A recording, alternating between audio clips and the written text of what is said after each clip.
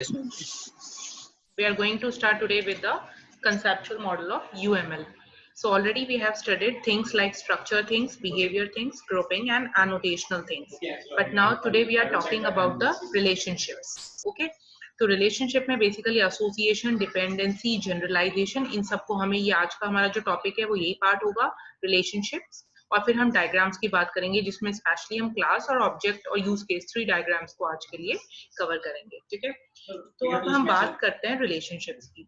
तो what is a relationship? Relationship है क्या? तो रिलेशनशिप को हम इस तरीके से डिफाइन करते हैं कि रिलेशनशिप आपका जो दो ऑब्जेक्ट्स हैं, जैसे मैंने पिछली बार आपको ऑब्जेक्ट्स बताए थे कि दो ऑब्जेक्ट्स हैं, उनके पास खुद के एट्रीब्यूट्स हैं। ठीक है, तो उन दो ऑब्जेक्ट्स के बीच में क्या रिलेशनशिप एग्जिस्ट करता है वो बताना। और अगर आपके पास दो क्लासेस हैं, अब दो क्लासेस का मतलब क्या हुआ कि हमारे पास एक क्लासेस है, एक क्लास ऐसी है जिसमें जितने सिमिलर टाइप के ऑब्जेक्ट्स हैं वो कलेक्टेड हैं, जैसे कि बीसीए प्राइम हो गई, और दूसरी क्लास है जिसमें जितने सिमिलर टाइप के ऑब्जेक्ट्स हैं वो कलेक्टेड हैं, जैसे कि बीसीए ग्लोबल हो गया।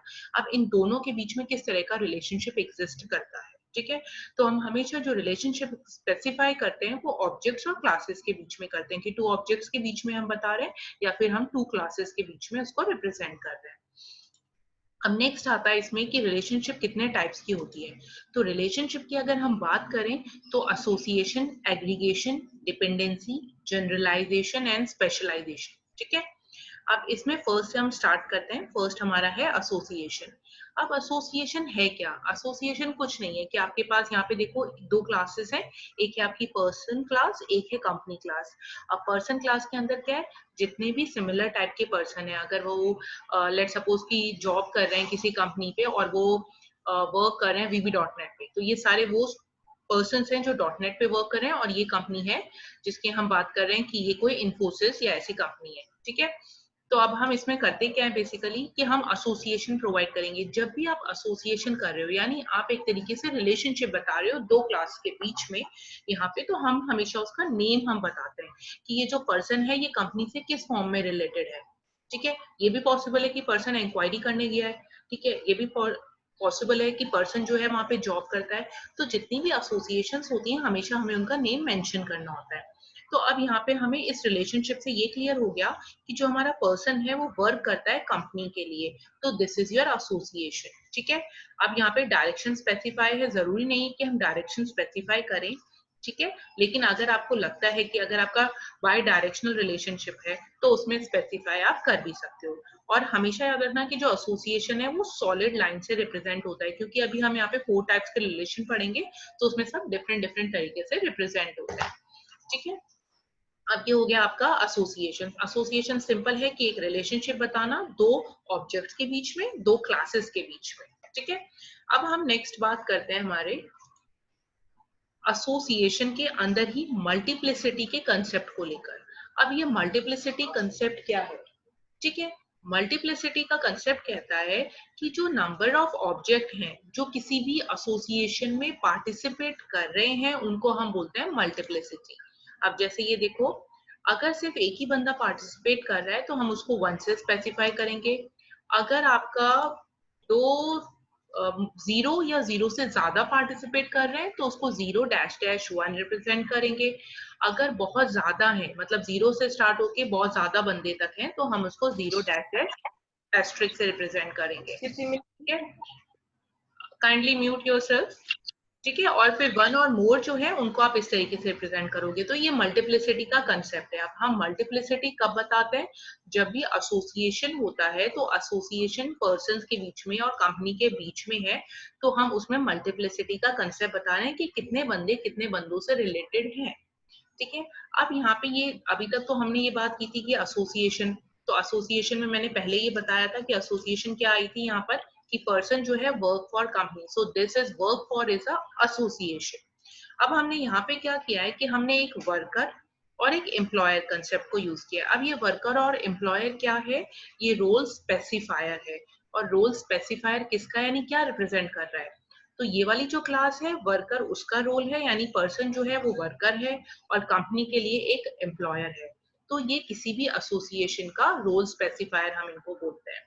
अब आप ये देखो यहाँ पे जो मल्टीप्लिसिटी का कंसेप्ट है ये क्या बता रहा है? मल्टीप्लिसिटी का कंसेप्ट बता रहा है कि ये जो पर्सन क्लास है इसमें बहुत सारे पर्सन्स हैं, ठीक है।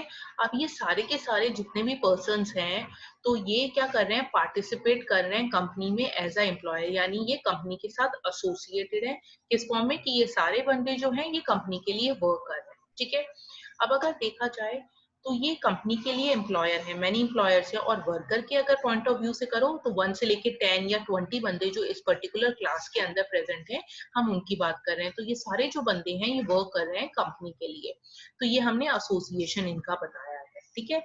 और अगर कंपनी के पॉइंट ऑफ व्यू से आप देख रहे हो तो भी कितने एम्प्लॉयर्स हैं, मल्टीपल एम्प्लॉयर्स हैं। एस्ट्रिक क्या रिप्रेजेंट कर रहा है आपका, मल्टीपल एम्प्लॉयर्स को आपका एस्ट्रिक जो होता है वो रिप्रेजेंट कर रहा है आपका, ठीक है। अब ये हो गया आपका एसोसिएशन बेसिकली। अब एसोसिएशन के बाद हम बात करते हैं एग्रीगेशन की। तो एग्रीगेशन वाला क्या कंसेप्ट है, एसोसिएशन जो था वो जनरल क्या कर रहा था कि दो क्लासेस के बीच में रिलेशनशिप बता रहा था। अब अगर आपको बहुत स्ट्रांगली रिलेशनशिप को डिटरमाइन करना है, ठीक है, तो उसके लिए हम एग्रीगेशन के कंसेप्ट को यूज करते हैं। एग्रीगेशन में आपके पास दो पार्ट होते हैं, एक होती है आपकी होल क्लास, एक होती है पार्ट क्लास। अब ये होल क्लास क्या है, होल क्लास का मतलब होता है कि ये पूरी एक कंप्लीट क्लास है, अब इसमें किसी और फीचर की रिक्वायरमेंट नहीं है, ठीक है। जैसे होल क्लास मान लो आपका सेकंड सेमेस्टर अगर स्टार्ट हो गया है, ठीक है, आपका फर्स्ट सेमेस्टर कंप्लीट है, अब जितने भी बच्चे हैं, अगर मान लो आपके 48 स्टूडेंट्स हैं, तो 48 से ज्यादा तो सेकंड सेमेस्टर में इंक्रीज नहीं हो सकते, तो आपकी पूरी क्लास बनी हुई है, that is your whole class. अब अगर मैं फर्स्ट टाइम की बात कर रही हूँ, तो एडमिशन का क्या है, प्रोसेस कंटिन्यूअसली चले जा रहा है, चले जा रहा है, बच्चे आते हैं, एनरोल हो जाते हैं, तो that is a part class. तो वो हमारी पार्ट क्लास हुई कि उसमें और जो इंसर्शन है वो पॉसिबल है, ठीक है। अब नेक्स्ट क्या होता है कि अगर इसको देखा जाए तो मैंने बताया कि एग्रीगेशन क्या होता है, एग्रीगेशन ये कंसेप्ट बताता है कि बहुत ही स्ट्रॉन्ग रिलेशनशिप एग्जिस्ट कर रहा है दो क्लासेस के बीच में या फिर दो ऑब्जेक्ट्स के बीच में, ठीक है। अब इन क्लास में क्या है, माई क्लास बेसिकली क्या कंटेन कर रही है आपका, माई क्लास के अंदर आपके पास कंप्लीट क्लास है, एक होल क्लास है, ठीक है, वो जो पूरी बनी हुई है। नेक्स्ट आपके पास है माई एग्रीगेट क्लास, ये जो है ये कंप्लीट क्लास नहीं है, इसके हम कुछ ही फीचर्स को, कुछ ही ऑपरेशंस को हम यूज करेंगे, ठीक है। तो अब क्या होता है कि ये होल क्लास है, ये पार्ट क्लास है। अब होल क्लास क्या करती है कि पार्ट क्लास को यूज में ले सकती है, ठीक है, वो होती है आपकी होल क्लास। अगर मान लो कि मुझे जैसे हम बीसीए की बात कर रहे हैं कि मुझे एडमिशन का प्रोसेस आ रहा है, या लेट सपोज कि कोई कंपनी आ रही है, ठीक है, कंपनी आ रही है, तो मैं क्या करूंगी कि जो पूरा मेरे कॉलेज का है, जैसे बीसीए जनरल है, उसके अंदर जो बीसीए प्राइम एक छोटा मॉड्यूल है उसको भी इंसर्ट कर दूंगी उस टाइम के लिए।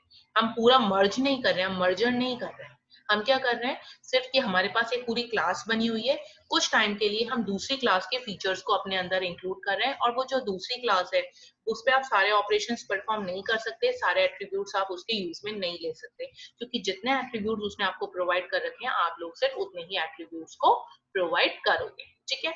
अब एग्रीगेशन जो होता है वो हम इस तरीके से, ये डायमंड बॉक्स होता है और ये व्हाइट कलर का होता है, उससे हम हमेशा एग्रीगेशन को रिप्रेजेंट कर रहे हैं, ठीक है। आपका ये वाला पार्ट कंप्लीट हुआ।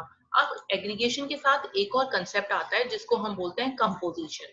पहले एसोसिएशन आया, एसोसिएशन के बाद एसोसिएशन से स्ट्रॉन्गर आया आपका एग्रीगेशन, अब एग्रीगेशन से भी एक स्ट्रॉन्गर है, दैट इज योर कंपोजिशन। अब कंपोजिशन में होता क्या है, ठीक है, तो अगर आप इस डायग्राम में देखो तो ये कार जो है ये आपका एक ऑब्जेक्ट, सॉरी एक क्लास है, ठीक है। अब इस क्लास के अंदर एग्रीगेशन क्या कह रहा था कि एक स्ट्रॉन्ग मॉड्यूल है जिसके अंदर क्या हो रहा है कि हम कार जो होल क्लास है उसके अंदर पार्ट क्लास के जो फीचर्स हैं उनको इंक्लूड कर रहे हैं फॉर सर्टेन ड्यूरेशन। तो कार के अंदर आपका रियर व्यू मिरर और सीट जो है, इसकी हमें, अगर आप कार डिजाइन कर रहे हो या आपको कार चाहिए तो उसमें आपको इन चीजों की रिक्वायरमेंट पड़ती है, तो ये एग्रीगेशन हो गया, ठीक है।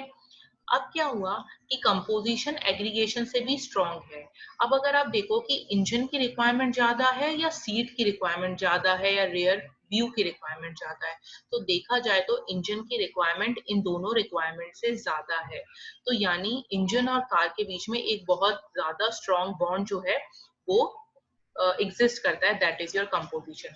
लेट सपोज एग्जांपल लो कि अगर आपका कार है उसकी सीट का खराब हो गई है, ठीक है, उसको चेंज कराना है, या मिरर जो है वो खराब हो गया, उस पे स्क्रैचेस आ गए हैं या वो ब्रेक हो गया है, तो आप उसको पहले चेंज कराओगे, या अगर आपका इंजन खराब हो गया है तो उसको पहले रिप्लेस कराओगे, तो अब आप प्रायोरिटी चेक करो, तो प्रायोरिटी किसकी है, इंजन की, तो दिस इज योर कंपोजिशन।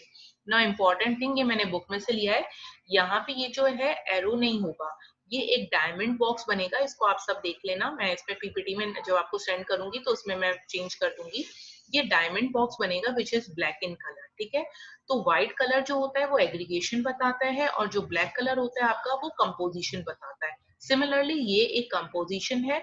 अगर हम यहाँ की बात कर रहे हैं तो ब्रेक्स और कार के बीच में भी क्या एग्जिस्ट करता है, ब्रेक्स और कार के बीच में भी कंपोजिशन ही एग्जिस्ट करेगा, ठीक है। ये क्लियर हुआ आपका एग्रीगेशन और कंपोजिशन वाला concept.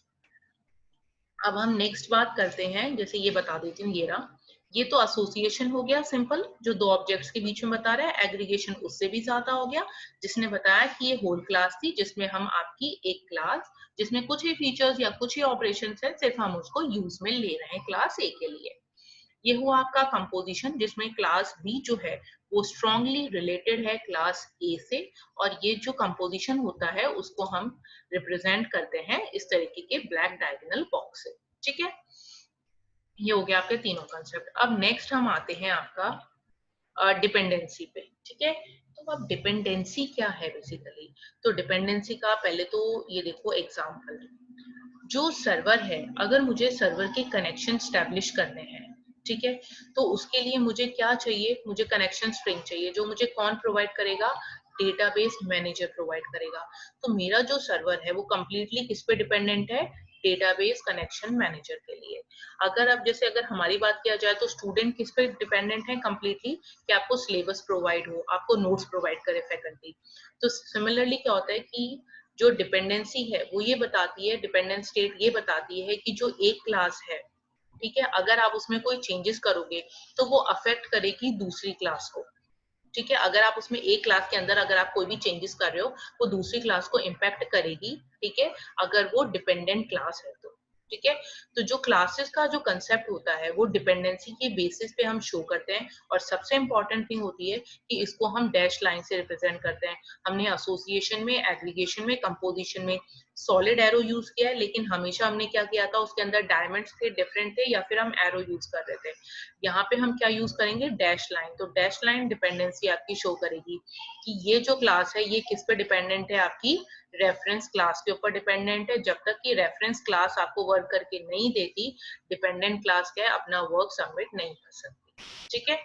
That is your dependency. और ये एग्जांपल हो गया कि सर्वर कंप्लीटली किस पे डिपेंडेंट है, डेटाबेस कनेक्शन मैनेजर के लिए, जो उसको कनेक्शन स्ट्रिंग देके कनेक्ट करेगा। अब नेक्स्ट हम आते हैं इंपॉर्टेंट जो कंसेप्ट है, that is your generalisation and specialisation, ठीक है। अब ये जनरलाइजेशन और स्पेशलाइजेशन कहता क्या है, तो जनरलाइजेशन और स्पेशलाइजेशन दोनों का ही रिजल्ट अगर आप चेक करोगे तो रिजल्ट हमेशा सिमिलर ही रहेगा, सेम ही रहेगा, ठीक है। डिफरेंस आता कहाँ पर है कि जो जनरलाइजेशन की अप्रोच होती है वो हमेशा बॉटम टू अप अप्रोच होती है, दैट इज कॉल्ड जनरलाइजेशन। ये इंपॉर्टेंट याद रखना कि बॉटम टू अप जब भी आप आओगे दैट इज जनरलाइजेशन, और टॉप टू बॉटम जब भी आप जाओगे दैट इज योर स्पेशलाइजेशन, ठीक है। अब जनरलाइजेशन क्या कह रहा है, जनरलाइजेशन ये कह रहा है कि ये जो डिराइव्ड क्लास है, ठीक है, इसके बाद खुद की प्रॉपर्टीज तो है ही है, प्लस इसने इनहेरिट कर रखी है अपने पेरेंट क्लास की प्रॉपर्टीज को, दैट इज योर जनरलाइजेशन। लेकिन अब अगर पहली बात हो तो पहले हम किसकी बात कर रहे हैं यहाँ पे, डिराइव्ड क्लास की। डिराइव्ड क्लास के पास ये एट्रीब्यूट्स या ये ऑपरेशंस अवेलेबल है। अब उसके बाद और क्या है, उसके पास पेरेंट क्लास के भी एट्रीब्यूट्स और ऑपरेशन अवेलेबल है, तो दैट इज योर जनरलाइजेशन। अब अगर हम बात करते हैं स्पेशलाइजेशन की, तो स्पेशलाइजेशन में हम बिगनिंग में कह रहे हैं कि हमारी जो पेरेंट क्लास है इसके पास जितने भी एट्रीब्यूट्स या वो सब कुछ है, ठीक है, वो तो है ही है, प्लस अगर हम नीचे जाते हैं बॉटम अप्रोच में, टॉप टू बॉटम फॉलो कर रहे हैं, तो डिराइव क्लास के भी जो एट्रीब्यूट्स हैं वो हमारे पास अवेलेबल है। अब इसमें हम पहली बात करेंगे पेरेंट क्लास की और बाद में हम बात करेंगे डिराइव क्लास की। तो जो दोनों की मैथडोलॉजी है इसमें डिफरेंस है कि एक में बॉटम अप अप्रोच आप यूज कर रहे हो और एक में आप कौन सी अप्रोच यूज कर रहे हो, टॉप डाउन अप्रोच को यूज कर रहे हो। रिजल्ट दोनों का सिमिलर ही रहेगा, लेकिन दोनों को रिप्रेजेंट करने का जो तरीका होता है वो डिफरेंट होता है, ठीक है। ये आपके शायद डीबीएमएस में आया होगा फर्स्ट सेम में, ठीक है। अब अगर ये देखो, अगर हम बात करते हैं जनरलाइजेशन की, ठीक है, तो जनरलाइजेशन क्या कर रहा है कि ये कार्ट नहीं है, ये आपका कार है, तो कार और ट्रक दोनों के अंदर खुद के एट्रीब्यूट्स हैं, प्लस उसमें व्हीकल के अंदर जो एट्रीब्यूट्स होने चाहिए वो वाले एट्रीब्यूट्स भी उसके अंदर इंक्लूडेड है। ठीक है, दैट इज योर जनरलाइजेशन। अब अगर स्पेशलाइजेशन की बात कर रहे हैं तो पहले हम कह रहे हैं कि व्हीकल के अंदर तो जितने भी एट्रीब्यूट्स हैं वो ठीक है, वो हमारे पास आ गए, प्लस जब हम कार पे और ट्रक पे गए तो कार और ट्रक के एट्रीब्यूट्स भी उसके अंदर इंक्लूडेड है। ठीक है, अब ये क्या है, अगर हम नेक्स्ट डायग्राम में देखें तो यहाँ पे जो कंसेप्ट होता है इसकी अगर हम बात करें तो ये होता है आपकी रूट क्लास। अब रूट क्लास कौन सी क्लास होती है, जिसके पास जिससे पहले कोई भी उसका पेरेंट नहीं होता। ठीक है, जो बिगनिंग खुद करती है that is your root class. लेकिन रूट क्लास होने के लिए प्रॉपर्टी ये होनी चाहिए कि उसके पास 0 पेरेंट्स होने चाहिए। ठीक है, लेकिन उसके चिल्ड्रंस होने चाहिए, यानी